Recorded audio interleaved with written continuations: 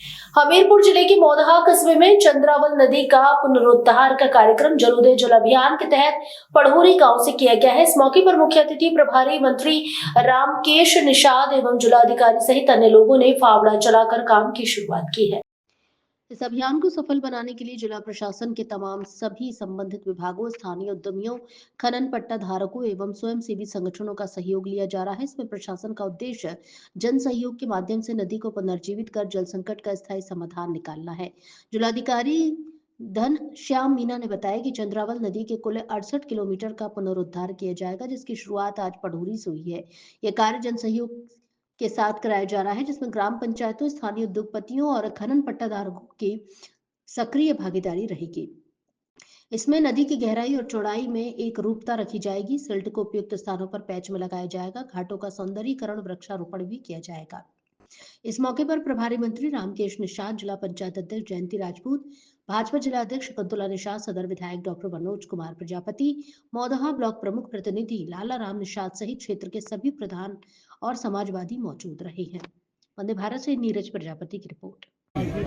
इस अभियान में भागीदारी कर रहे हैं। निश्चित रूप से जो हमारा जल संरक्षण का अभियान है वो हमारी सरकार की जो मंशा है उसके अंतर्गत ये अभियान हमारे चंद्रावल नदी जो हमीरपुर के लिए महत्वपूर्ण है, यहाँ के लोगों की जीवनदायिनी है और जल संरक्षण के प्रति जो जागरूकता है निश्चित रूप से हमारे आने वाली पीढ़ी के लिए वरदान साबित है। किसानों को किस प्रकार से सहायता मिलेगा? क्या ये जो बताया ना कि जीवनदायिनी है, यहाँ के निवासियों को जो सिंचाई के संसाधन है, इससे जो क्षेत्र में पानी मिलता था वो लोगों को उपलब्ध रहेगा।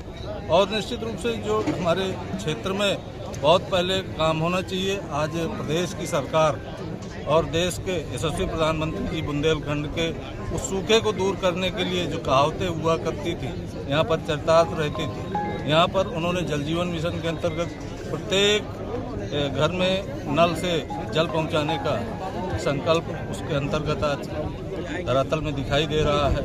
यहाँ पर केन बेतवा लिंक महत्वपूर्ण परियोजना जो बुंदेलखंड के लिए वरदान साबित होने जा रही है। निश्चित रूप से बुंदेलखंड का सूखा दूर करने के लिए प्रदेश और देश की यशस्वी नेतृत्व और यशस्वी प्रधानमंत्री जी और माननीय मुख्यमंत्री जी निरंतर बुंदेलखंड को आगे ले जाने और पूरे देश को आगे ले जाने के लिए तत्पर रहते हैं। जैसा कि मंत्री जी गर्मी के दिनों में इस नदी का जलस्तर कम हो जाता है, तो क्या केन बेतवा परियोजना से इस नदी को भी जोड़ा जाएगा?